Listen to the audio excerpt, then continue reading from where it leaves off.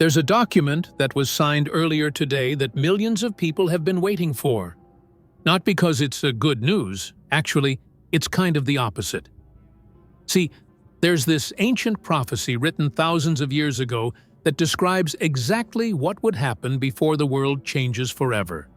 And today that prophecy just moved forward in a way that honestly, I didn't think we'd see this soon. The 7-year clock might have just started ticking, and here's why that matters. So literally, just moments ago, Israel made this official statement, and I'm watching the footage right now, and it's kind of surreal. Trump and Netanyahu. They're standing there announcing what they're calling a peace treaty with multiple Middle Eastern nations. Now, on the surface, this sounds good, right? Everyone wants peace. But here's where it gets interesting. Trump starts talking about this thing called the Board of Peace, and you can see him reading off the paper like he's not even sure what he's saying. He keeps making these comments like, "Oh, I'm too busy for this, but everyone asked me to do it, so I guess I will." And he mentions Tony Blair from the UK wanting to be on this board, and other world leaders are basically fighting to get a spot on it. But then he says something that made me stop the video. He talks about creating a new government made up of Palestinians and experts from around the world. A completely new governmental structure. Now, why would a peace treaty need a whole new government system unless something way bigger is being set up here? And the thing is, this isn't just happening in a vacuum. There's been this specific prophecy in the book of Daniel. Daniel chapter 9, verse 24 to be exact, that talks about a 7-year agreement. And according to what was just announced, this is supposed to last exactly 7 years, the same timeline. Now, before you think I'm just connecting random dots, let me show you what else is happening at the exact same time, because this is where things get really weird. In the Bible, there's this figure that's referred to as the prince who's to come. A lot of scholars interpret this as the Antichrist, the ruler who shows up right before everything falls apart. And the prophecy says he's going to confirm a covenant with many for 7 years. A covenant is basically just an agreement or a treaty. Now here's what's supposed to happen according to the text. In the middle of this 7-year period, so like around the 3.5-year mark, this same leader who helped create the peace deal, he turns around and breaks it. He goes against Israel, even though he was the one helping them. But before that happens, the prophecy also mentions that Israel will be building what's called the Third Temple in Jerusalem. And for that to happen, certain things need to be cleared away first. I'm talking about physical locations that currently exist where this temple is supposed to go. And if you've been watching what's happening in Gaza right now, you can probably see where this is heading. But that's not even the scariest part of what's unfolding. So the prophecy doesn't just stop at the peace treaty. There's another part that talks about what happens after. The same ruler, this Antichrist figure, implements something that every single person on earth will be forced to take. It's described as a mark that goes on your right hand or on your forehead. And without this mark, you can't buy anything, you can't sell anything. You basically can't participate in society at all. Now, for the longest time, people read that and thought, okay, maybe that's symbolic, or maybe it's talking about something we can't understand yet. But then, literally today, like just a few hours ago, the Prime Minister of the United Kingdom made an announcement that honestly sounds like it came straight out of the book of Revelation. He's standing there, and he says, "We are making digital ID mandatory for the right to work." And then he says it again to make sure everyone understands. You will not be able to work in the United Kingdom if you do not have a digital ID. It's as simple as that. So let me explain what this actually means, because they're not calling it the mark of the beast, obviously. They're packaging it as a security thing or an immigration control thing. But what this digital ID does is it stores all your information. Your biometrics, that's your fingerprints and facial recognition. Your bank details, your medical records, where you own property, any legal issues you've had, your blood type. Everything about you gets put onto one chip. And right now, they're saying this chip is going to be on a card like a credit card or whatever. But there are already countries testing the next phase, and when I show you what that looks like, you're going to understand why people are freaking out about this. All right, so Jordan Peterson was talking about this, and what he said made my stomach drop. He's describing what's already happening in China right now, not in the future. This is active today. In China, if a traffic camera catches you jaywalking, just crossing the street wrong, the system immediately identifies you. It has your face, your DNA information, even the way you walk. They call it gait recognition, so even if you're covering your face, the AI can still figure out who you are just by how you move. And here's what happens next. The system automatically finds your bank account and takes money out as a fine. You don't get a court date. There's no judge, no appeal process. The money is just gone. And then it displays your face on public screens in the neighborhood, so everyone knows you broke the rule. But it gets worse. Your social credit score drops. And if that score goes too low, you lose access to basic things. You can't use vending machines, can't buy train tickets, can't leave your area. You're basically trapped. Now the UK government is saying their digital ID is just for identification purposes, just to prove who you are. But once the infrastructure is built, once everyone's data is in the system, what's stopping them from doing exactly what China is doing? And apparently, that's already starting to happen. So they're calling it the Brits card. And I know that name is supposed to sound friendly or patriotic or whatever, but think about what this actually creates.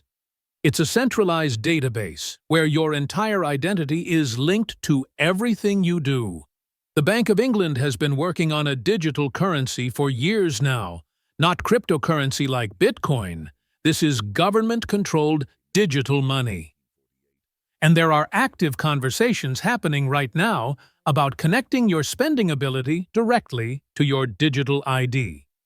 So imagine this. You post something on social media that the government doesn't like. Maybe you criticize a policy, or share the wrong opinion, or even just like the wrong post. Your digital ID gets flagged in the system. And because your ID is linked to your bank account, to your digital currency, they can just shut it off. You wake up and your money doesn't work anymore. Not because you committed a crime, not because a court decided anything, but because an algorithm decided you said something bad. That's what programmable money means. They can control when you spend it, where you spend it, and whether you can spend it at all. And this isn't some conspiracy theory anymore. This is literally what they're building right now. Actually, something just happened that proves this is already starting. Vietnam just seized 86 million bank accounts in 24 hours, gone, frozen. And they told people the only way to get access back to their own money is to go get biometric identification. Your fingerprints, face scan, all of it recorded in their system. No biometrics, no bank account. It's that simple. So your money is sitting in the bank. It's not actually yours anymore if they can just lock you out whenever they want. And speaking of things falling apart, the United States government just announced they're shutting down. Like actually shutting down starting October 2nd. They ran out of money. The federal government of the United States ran out of funding. Hundreds of thousands of workers are being sent home without paychecks, national parks closing, food assistance programs getting cut off, Social Security payments might stop. This is the first shutdown in 6 years, and it's happening right as all this other stuff is going on. Trump's been putting tariffs on everyone. making it harder to get work visas, and now the whole system is basically grinding to a halt. But here's the thing that nobody's talking about. While all this chaos is happening, while governments are shutting down and banks are seizing accounts, there's something else going on behind the scenes. The media isn't covering any of this. Or when they do cover it, they're all saying the exact same thing, word for word.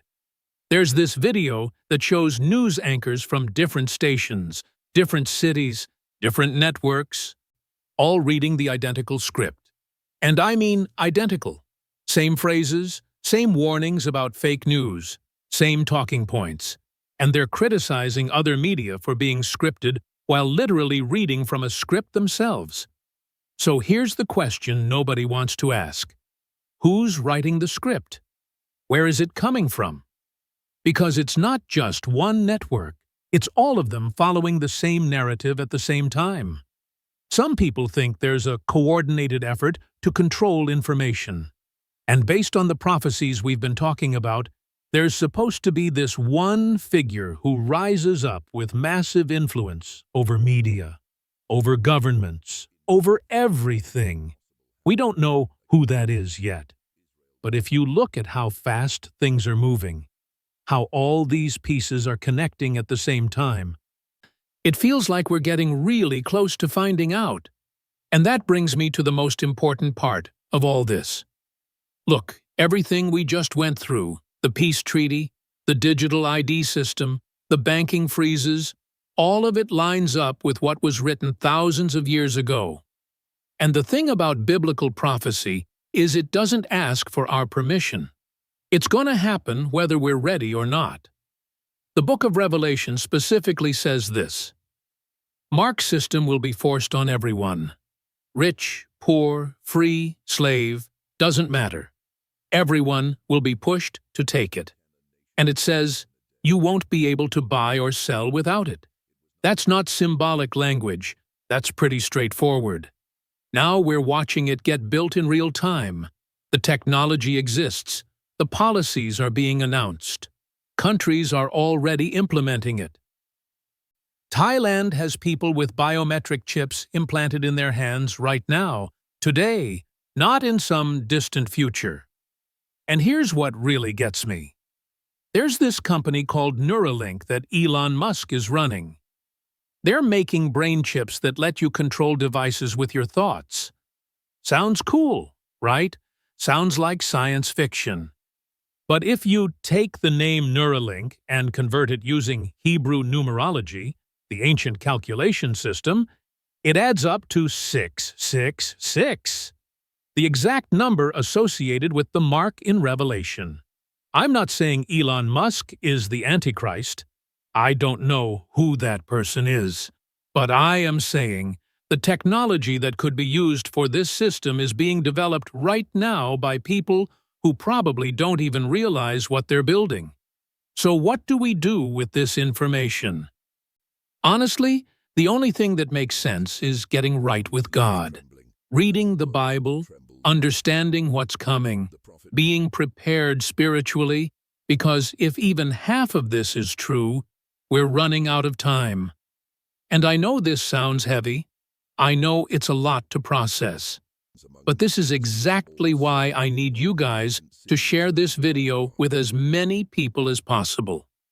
Not for views, not for me, but because people need to see what's happening before it's too late.